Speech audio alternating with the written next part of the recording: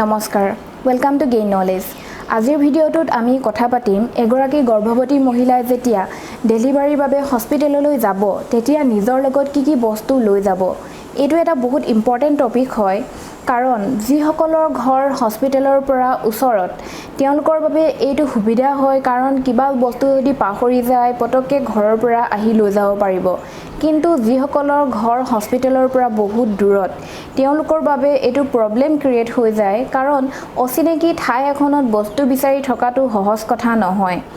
আৰু কিছুমান সৰু বস্তু বিচাৰি পোৱা নাযায়ও সেইবাবে ইমানবোৰ টেনচন নলয় আমি যদি এখন লিষ্ট আগতে প্ৰিপেয়াৰ কৰি ৰাখো যে মাক আৰু বেবি কি বস্তু লাগিব তেতিয়া লগত যোৱা মানুহজনৰ ইমান এটা টেনচন নহয়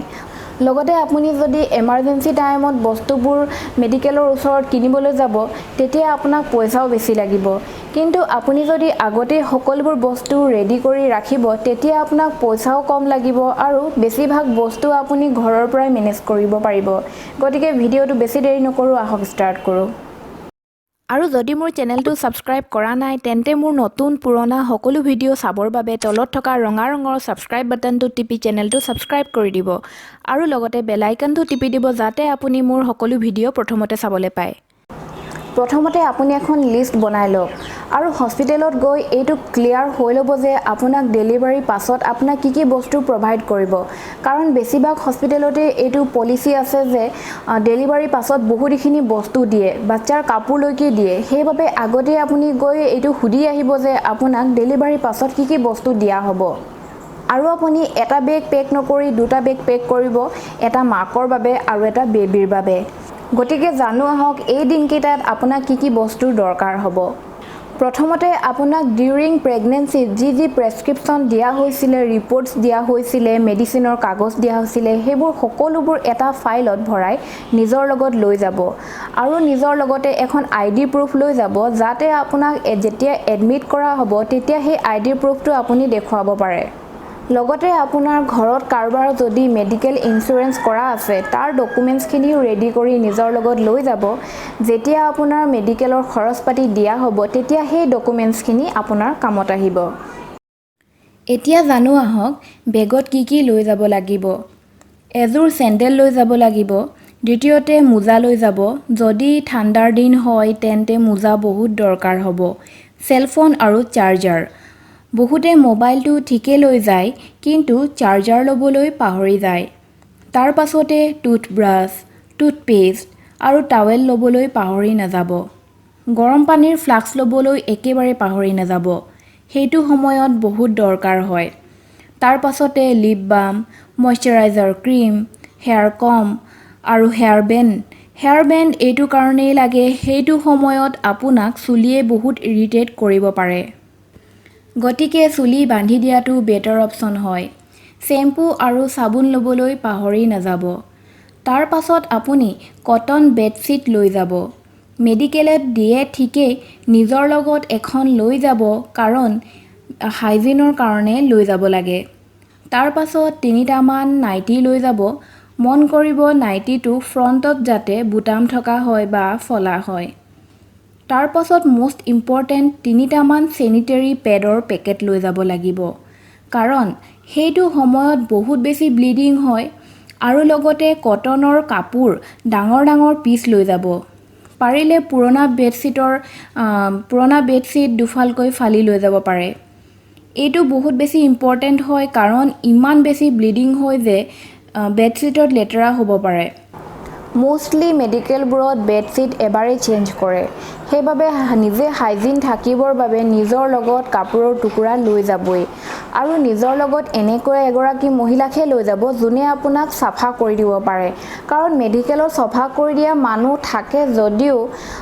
যিবোৰ মানুহ সাফা কৰিবলৈ আহে তেওঁলোকে নিজে সাফাকৈ নাথাকে গতিকে নিজৰ লগত যিগৰাকী মহিলাক আপুনি লৈ যাব তেওঁ যাতে আপোনাক সাফা কৰি দিব পাৰে এইটো কথা আপোনালোকে মন দিব আৰু যদি ঠাণ্ডাৰ দিন হয় তেতিয়া ব্লেংকেট গৰম কাপোৰ লৈ যাবলৈ পাহৰি নাযাব এতিয়া জানো আহক আপোনাৰ বেবিৰ বেগত কি থাকিব লাগিব প্ৰথমতে কেইটামান কমফৰ্টেবল চোলা লৈ যাব কোমল নিচিনা চাই আৰু আগফালে ফলা নিচিনা থাকিলে পিন্ধাবলৈ সুবিধা হয় মই মোৰ বেবিৰ টাইমত ইউজ কৰা বস্তুবোৰকে দেখাই দিছোঁ যদি ঠাণ্ডাৰ দিন হয় তেন্তে দীঘল পেন্ট পিন্ধাব কিন্তু গৰমৰ দিনত নৱজাতকক টাইট কাপোৰ নিপিন্ধোৱাই ভাল তাৰ পাছত এক্সট্ৰা স্মল সাইজৰ ডাইপাৰ ল'ব কাৰণ বেবিয়ে কমেও দিনটোত 15-20 বাৰ মান ইউৰিন পাছ কৰে পটি কৰে বাবে ডাইপাৰ দৰকাৰ হয় আৰু যদি ডাইপাৰ পিন্ধাব নিবিচাৰে তেন্তে এনেকুৱা ধৰণৰ নেপি পিন্ধাব পাৰে বা কটনৰ কাপোৰো মেৰিয়াই পিন্ধাব পাৰে কিন্তু জন্মৰ পাছতে কেঁচুৱাক ইলাষ্টিক লগা কাপোৰ পিন্ধালে বা ইলাষ্টিক লগা পেন্ট পিন্ধালে তাহাঁতি অশান্তি পায় মই এইবোৰ এই নেপিবোৰ মই অনলাইনে কিনিছো আৰু এই ডাইপাৰো মই অনলাইন কিনিছো আপোনালোকে যদি অনলাইন কিনে এইবোৰ বহুত সস্তাত পোৱা যায় যদি আপোনালোকে ডাইপাৰ দোকানৰ পৰা বা ফাৰ্মাসীৰ পৰা কিনে তেতিয়া আপোনালোকে 7 টকা 8 টকা পাৰ পিস পৰিব কিন্তু যদি আপোনালোকে অনলাইন কিনে তেন্তে পাৰ পিস 5 টকাকে পৰে তাৰ পাছতে আপোনালোকে ওয়াইপস লবলৈ পাহৰি নাযাব ওয়াইপস এইভাবেই লাগে কাৰণ বেবিয়ে বাৰে বাৰে পেচাব কৰে পটি কৰে তেন্তে এনে ক্ষেত্ৰত আপুনি নতুনকে জন্ম পোৱা কেঁচুৱাক 15-20 বাৰ পানীৰে ধুৱাই থাকিব নোৱাৰে আৰু তাহাঁতৰ স্কিন বহুত পাতল হয় বাবে সফা নকৰাকৈ থাকিব নোৱাৰে সফা নকৰিলে প্ৰাইভেট পাৰ্টত ৰঙা ৰঙা গুটি উঠিব সেইভাবে ওয়াইপস দি সাফা কৰিলে ধুনিয়াকে সাফা হৈ যায় আৰু মন কৰিব যে ওয়াইপস যাতে সব ফ্ৰী হয় মই এতিয়ালৈকে যিমান ওয়াইপস ইউজ কৰিছো তাৰ ভিতৰত মই এইটো বেবি হাগৰ ওয়াইপস হয় এইটো মই আটাইতকৈ বেষ্ট পাইছো এগুলো খুলি দেখুৱাই দিছো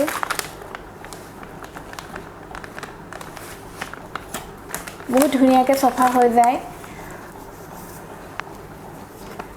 পেচাব কৰাৰ পিছত আপোনালোকে এনেকা যদি সাফা কৰে পানী দি নুধুৱালেও ধুনিয়াকে সাফা হৈ যায় লগতে বেবি স্কিন কেয়াৰ বস্তু লবলৈ পাহৰি নাযাব বেবি ক্ৰীম বেবি পাউডাৰ তাৰ পিছতে এয়া বেবি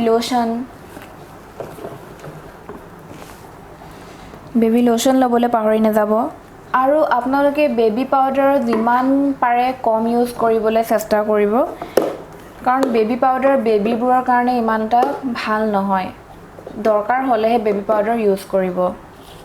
লগতে মই আৰু এটা বস্তু দেখাব বিচাৰিছো বেবিবোৰে যেতিয়া বাৰে বাৰে পেচাব কৰে তাহাঁতৰ পেচাব কৰা প্ৰাইভেট পাৰ্টৰ ৰঙা ৰঙা গুটি উঠি যায় এটো হৈছে ডাইপাৰ ৰেছ ক্ৰীম আপোনালোকে এইটো বস্তু এই ক্ৰীমটো আপোনালোকে ফাৰ্মাসীত সহজে পাই যাব আপোনালোকে এইটো বস্তু আনি কিনে থবই বহুত দৰকাৰ হয় এবাৰ ইউজ কৰিলে ভাল পোৱা যায় আৰু এটা বস্তু মই আপোনালোকক দেখাব বিচাৰিছো এটো বেবিৰ ব্ৰাছ হয় এতিয়া নতুনকে জন্ম পোৱা কেঁচুৱাকটো নালাগে 6-7 মাহৰ পাছত আপোনালোকে এইটো ইউজ কৰিব পাৰিব মই ইয়াৰ বাবে আৰু বেলেগকে ভিডিও নবনাও দেখাব বিচাৰিছো এয়া ফিংগাৰ ব্ৰাছ হয় এনেকৈ আঙুলিত ভৰাই আপোনালোকে যদি ব্ৰাছ কৰে বেবিৰ জিভা যেতিয়া বেবিবোৰৰ জিভা বহুত সোনকালে বগা হৈ যায় ঘা লাগি যায় আপোনালোকে এইটো ব্ৰাছ যদি ব্যৱহাৰ কৰে একেবাৰে কোমল হয় এইটোৰে যদি আপোনালোকে ব্ৰাছ কৰে বেবিবোৰে দুখ নাপায় আৰু জিভা বহুত ধুনিয়াকে সাফা হৈ যায় এইটো মই অনলাইনে কিনা হয় মই বেবিৰ বস্তু প্ৰায় বস্তুৱে মই অনলাইনে কিনো কাৰণ অনলাইনত মই অলপ সস্তা পাওঁ এনেকৈ দোকানত কিনাতকৈ বাহিৰা বস্তুৰ ভিতৰত থালি বাটি চামুচ গিলাস water bottle hot case sanitiser Dettol এইবোৰ বস্তু একেবাৰে পাহৰি নাযাব বেছিভাগে কি কৰে টাইমত মেনেজ কৰি লম বুলি ভাবে কিন্তু যেতিয়া বস্তুবোৰ কিনিবলৈ যায় তেতিয়া গম পায় যে বেছিভাগ বস্তুৱে এভেইলেবল নহয় সেইভাবে বেটাৰ অপচন হয় যে আগতে সকলোবোৰ মেনেজ কৰি ৰখা So guys, I hope আপোনালোকক আজিৰ ভিডিওটো হেল্পফুল লাগিলে আৰু যদি ইউজফুল লাগিলে তেন্তে প্লিজ আপোনালোকৰ ফ্ৰেন্ড সাৰ্কেলৰ লগত ভিডিওটো শেয়াৰ কৰি দিব যাতে তেওঁলোকৰো হেল্প হয় আৰু যদি এতিয়ালৈকে আমাৰ চেনেলটো সাবস্ক্ৰাইব কৰা নাই এনে ধৰণৰ ইনফৰমেশনবোৰ পাই থাকিবৰ বাবে যেটো তলত ৰঙা ৰঙৰ সাবস্ক্ৰাইব বাটন আছে হেতু টিপি দিব যাতে আপোনালোকে আমাৰ সকলোবোৰ ভিডিও চাই থাকিব পাৰে ভিডিওটো চোৱাৰ বাবে বহুত বহুত ধন্যবাদ